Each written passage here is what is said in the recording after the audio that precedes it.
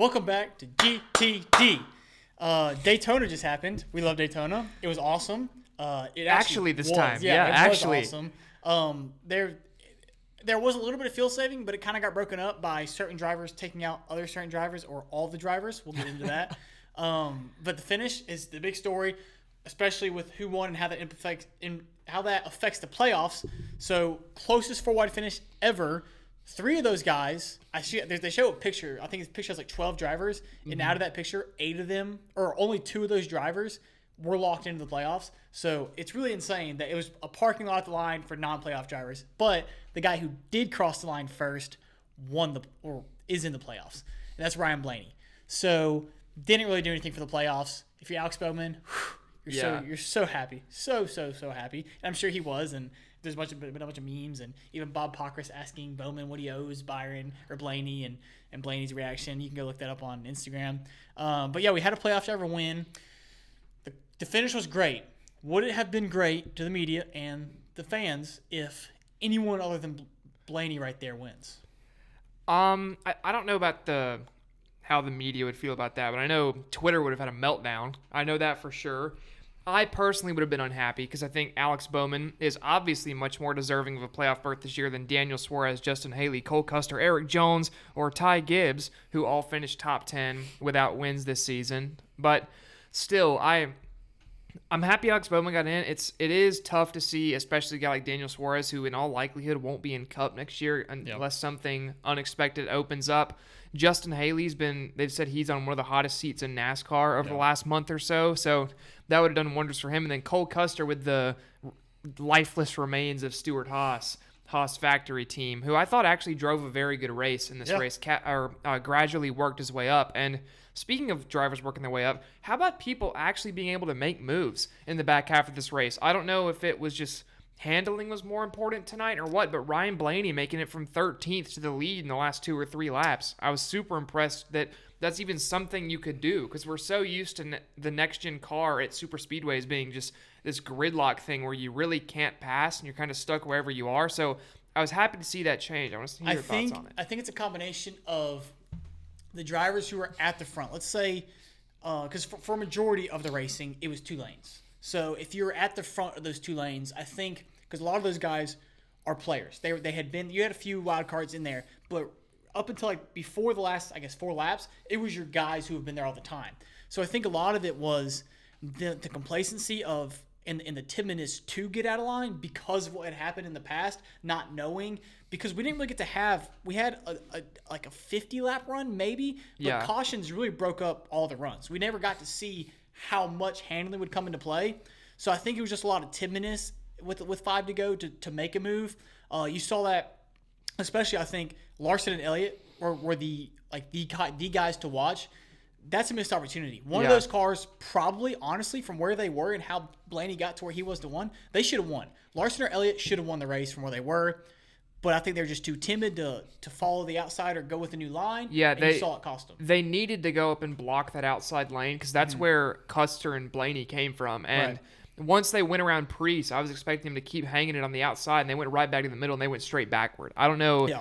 We've seen it. This isn't even just a next-gen thing. For years at super speedways, for decades, the middle never is the lane that wins out. Yeah. You always want to be on the top or the bottom. If you're going in the middle, you're going backward. And usually. The whole race, I mean, it was the top. It was always the top Saturday night in Daytona. The bottom would have runs, but if you wanted to consistently be there, especially off-corner exit, it was the top. I mean, the top was a place to be, and I think that's why all those guys like Custer and Blaney, those guys who were 13th, 15th, and back, were really aggressive to try and force the cars that were on the top to the middle lane. And we saw it happen. I mean, SVG was up there for a little bit, got forced in the middle, back. Ryan Priest, back. I mean, it was just – I mean, once again, if you got caught alone, you were done. So I think – but I do think handling – to circle back, I think handling played a huge part. And I think now we can look at that and go, all right, maybe that's the fix for fuel savings is handling's actually playing a thing. So maybe in stage 1, you'll still see fuel savings. It's all they talked about on the radios. You're still going to see it. But I think, I think now more than ever, it's going to be more about putting yourself in a better position later than putting yourself with the most fuel later. Yeah, and Another thing I want to touch on is I don't know how much you've been on Twitter since this race. I've seen a lot of, oh, well, we saw that cautions really made fuel saving not as much of an issue. We should restructure when the scheduled cautions are. How about we just don't have scheduled cautions? I know that's never going to happen, but if you're looking at plate racing and you go, okay, no, either knowing 100% you're good to go on fuel or having no idea what the fuel situation is because there's no scheduled cautions, one of those two things is always what makes the plate racing great. So, common denominator, scheduled cautions are ruining your plate racing. Look at any stage 1 and 2 from Talladega, especially the past 2 seasons. Mm-hmm. It's 4x4 gridlock. No one's going anywhere. Yep. I think you saw it a couple years ago. You experimented with taking stage cautions away at road courses. Yep. And you had some, honestly, snoozer races. Yeah. But I think you need to at least examine that for super speedways because you've seen that's how you get these guys to go, is no one has any guarantee of when any caution is coming. You don't know what the strategy is going to be, so it's better to be up front and try to play it that way, at least from the front being ahead. I think that's really going to affect that. To argue your point, is since you're at a plate track, would you not just see fuel savings for, let's say Daytona, for 47 laps they run, and then each Toyota, Chevy, Ford pit, file back up, get synced back up, more 3-wide fuel savings, Chevy, Toyota, Ford pit, more savings until 25 to go? I think you'd see less of that, and you'd see a return to kind of what we used to see where through the middle third of the race, you get just a giant line of cars on the top of the racetrack. And at least to me, I know people might disagree with this, a giant line of cars going around the top of the racetrack is preferable to me than guys just sitting there all doing nothing. Because at least with the line at the top of the racetrack, you get occasionally guys that try to hop out, make something happen on the bottom line. And I think at least that way you're still racing. Whereas now it's just, okay, everyone getting their 2 lines. We'll sit here going half throttle for 3/4 of the race. And then once we know we're good on fuel, everyone can go. And we still can't go anywhere. The biggest benefit of getting rid of preliminary cautions would not be the fuel. I think it would be the handling. I think you'd see handling actually come in on really long, and then difference of strategy. You'd say, okay, if handling does matter, why don't we short pit here, get better tires, go out, run some. It's Daytona, so it's not going to be seconds faster, but it's going to be minutely faster. And so you used to see teams do that all the time where you'd come down differently as a manufacturer. Maybe the Chevys take 2 and jump the rest of the guys out front. Suddenly your Chevys are in the front. And I feel like you just don't see that tire strategy at super speedways anymore. Well, they've kind of thrown it. I mean, I think it was the really clean Talladega race we had last season when there was almost no cautions. Teams they started with a fresh set of tires. There is some guys who only changed tires once the entire race. Yeah, that shouldn't happen. Didn't matter. That shouldn't happen. Yeah. And I think that's something that NASCAR did a really good job with this past weekend in Goodyear. Tires mattered. You saw guys were loose, guys were tight. Goodyear never came out. They never came out and said it's a slightly different grade tire. It couldn't just be track conditions. Because you think about Daytona, how long has it been since the repave now? Like the asphalt at Daytona is wearing. Yeah, it's getting old. I think that's a big part of it too, is that you're getting worn asphalt. It's not super smooth anymore. It didn't rain for 3 days before, so it was hot. Yeah. It was hot and gritty. It wasn't wet and soft. Hopefully, the more this pavement wears, the more we see better racing at Daytona. Like 2008 Daytona, dude? I would love to see that. That would be something. But moving off Daytona, the track itself and the racing, there's been another, I guess not the racing technically. You can call this racing or driving. I don't know what you want to call it. Bubba Wallace made some questionable choices on the racetrack and off the racetrack. I think the off the racetrack choices were more questionable. I agree, because you can point fingers to Kyle, like, okay, Kyle Larson got into him. Yes. Is it Kyle Larson's fault? No. Is it 100% Bubba Wallace's fault? Also no. But it's more so one guy than the other, and it's Bubba Wallace. And he just... We're talking about the big wreck, by the way, for anyone that doesn't... when he took out like half the contenders. The Austin Cindric wreck where his car got destroyed. Yeah, so I don't know... Like, I know he's just out of the care center. He doesn't really know what happened. He did get a nice hat, though. Yeah. And everyone's kind of pointing at him like, why did you do this? You did this. Why did you wreck everybody? And he's like, yo, I just got checked for concussion. Can we slow down a second? But, I mean, not a good look. I will say for Bubba, at least, he didn't make any comments until he watched the replay. Yeah, he was very adamant about, I'm not talking to y'all. I'm going to look over here at this big screen for a few seconds. Yeah.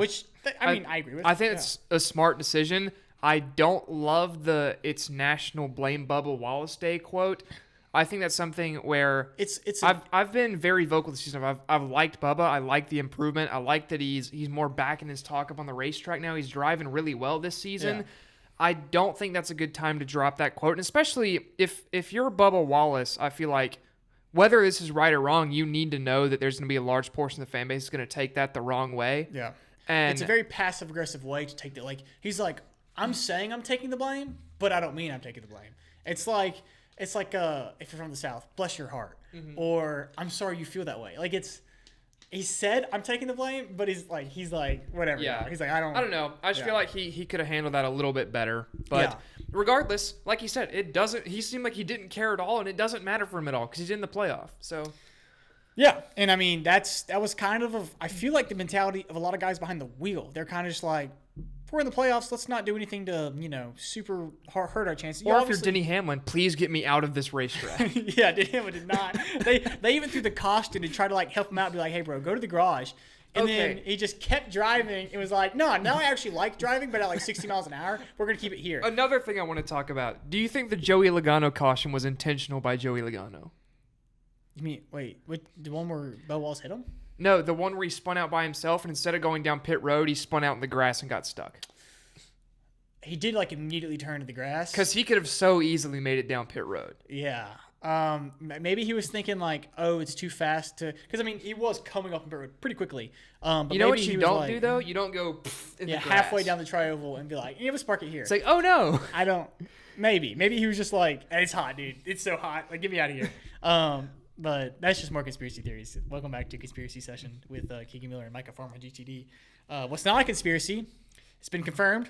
Connor Zilic to Cup. Yes, good That's transition. happening. Good segue. Connor Zilic, Cup driver. Got the die cast on. You guys know how I feel about Connor Zilic at this point. I'm very, very excited for multiple reasons. One, young, super talented kid. Excited to see what he does. Trackhouse has been, hopefully this can do a little thing. But the main reason, figure it out. You get to see Connor Zilic and SVG 5 times next year on a road course. Battle it out. And we know Trackhouse has no problem building cars for the road. Now, granted, is it the car or the driver? This is the driver. But I'd say Chastain's been solid. But they're good enough to have where those two cars will consistently be capable of battling out for the end. And we will see that at least some point next year, and it will be glorious to watch.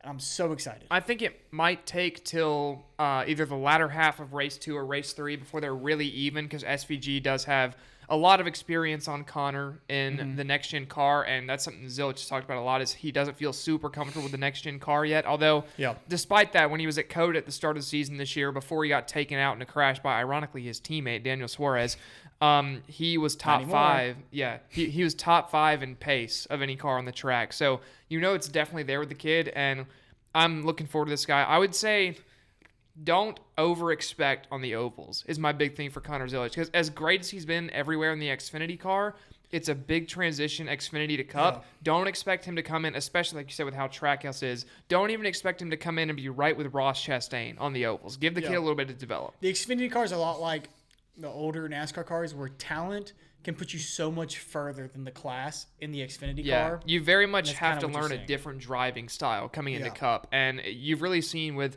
even the great drivers of the Cup Series, if you can't adapt to next-gen driving style, you don't work out. Look at Chase Elliott at road courses. Kyle Busch in general. It's been a big struggle for some guys. Yeah, but once again, we're excited. Y'all are probably excited. The whole sport's excited for just a kid. I mean, he'll be, 19 for the 500 next year? 19 or 20, yeah. So I think 19 still. Crazy. Still very young. Other news, Ram, it's been talked about. Trucks only for now. We'll see. There's also some rumors that Trackhouse may be joining another manufacturer that's not Ram, but that's also not in the Cup Series right now. Welcome, Honda. We'll see if that happens. Honda and Red Bull together again. Yeah, which is funny that Honda or Red Bull just went to Ford, and now, anyways, long story short, Ram's back in the trucks with Colleague. They're running 5 trucks? Yeah, 5. Which is a big team. It's a big team. At least 2 of those have to be like, which Cup drivers in the truck this week? Trucks. I would assume 3 or 4 times. You think a Cup driver would go drive a Ram? That's a good point. Yeah. Kyle Busch would. Yeah. I mean, guys who are on the out that do not care. I say that, but Denny Hamlin's a team owner. Brad Keselowski's a team owner. You pretty much left the Kyle Busch. Corey at that LaJoy point. will drive a truck sometimes. Okay, but Corey LaJoy's not a Cup Dude, driver. the fourth truck is just Kyle Busch and Corey LaJoy rotating weekends. Yeah, but that should be. I'm just more excited that there's a fourth manufacturer making its way, laying the foundation, if you will, to be a Cup team. Also, 'cause that's ultimately the RIP goal. to AJ Allmendinger and Christian Eckes' careers next year in Chevys that Chevy will not care about whatsoever in those two respective series. I'm excited. I'm interested to see In the O'Reilly Auto Parts series for Christian Eckes next year. Yeah. Oh yeah, that was another. I guess that's another breaking news. O'Reilly Auto Parts series. Xfinity's out. But they've already said they're still sticking around NASCAR. Because No Apps has such a good ring to it. Huh.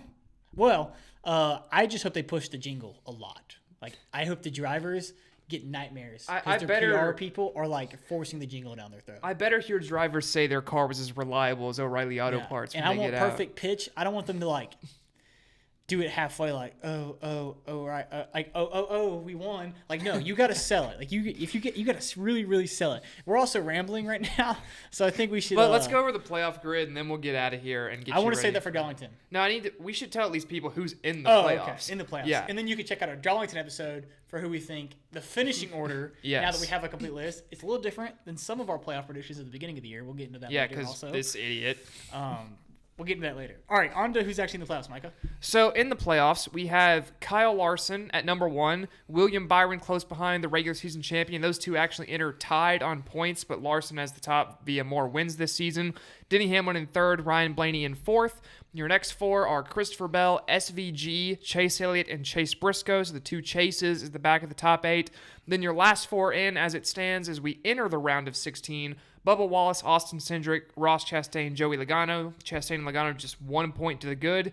And then on the outside looking in as we stand, Josh Berry, Tyler Reddick, each 1 point down. Austin Dillon 2 points down. And Alex Bowman with his 2 playoff points is 5 points down. Yeah, notable drivers not in the playoffs, pretty much just RFK Racing. They missed completely. Kyle Busch still counts as notable, even though it's predictable. Yeah. Brad Keselowski, Chris Buescher, and Ryan Preece all missed the playoffs. I think Ty Gibbs missed it in a Joe Gibbs racing car. Yeah. Tough. Buescher, probably the biggest missed opportunity, missed moment. It's crazy that he hasn't been in the playoffs for 2 years now while being consistently one of the most consistent, that was redundant, by being one of the most consistent drivers in the Cup field over the last 2 seasons. And you can kind of blame it on RFK a little bit last year, like finding the groove, figuring some things out. I would argue their cars as a whole were better last year than this year. I would say they've been on a downward trajectory since 2023. It's definitely been an interesting. I don't necessarily know if RFK's last 2 years is linear, like positive, net negative. You look at I think it's very much. We went from the summer of Buescher to only 1 car made the playoffs last year with the Keselowski win at Darlington, and now they have 3 cars and none of them made it, which I think it's definitely a worse situation they're in now than they were last year. And Keselowski was nowhere for the first third. I think part of that is starting a third team. Like, you suffer from trying to use that personnel, starting a third team. Yeah, Brad was very open about the personnel he lost personally. Yeah. Just one. And the guy was stuck with Jeremy Bullins as his crew chief all year. This guy. But yeah, RFK is the biggest swing and a miss for this season, for sure. I don't think they miss the playoffs next year. I would agree. It's almost a slam dunk. I think probably Buescher is guaranteed for the playoffs. I like Preece. I can't hate it. You can't after. I think there was a point in the middle race of Daytona where Preece was in a better Preece position. and Buescher were literally right together at the. Yeah. So they're pretty much dead even on points. So it'll be interesting, but yeah, only one way to find out. But that's a whole year from now. It's literally a year from now. A lot of racing, a lot of playoff racing. Hopefully some playoff format revamps in the offseason. Getting started at Darlington there for this season. Check that out. College football. Yes. All right, it's week 1. Week 1 preview will be out. Week 2 for us. We started last week back up with the college football stuff. Last week went over national champion preview, just like really early season stuff. This week we have our playoffs and breakdown for the 3 best games coming into week 1.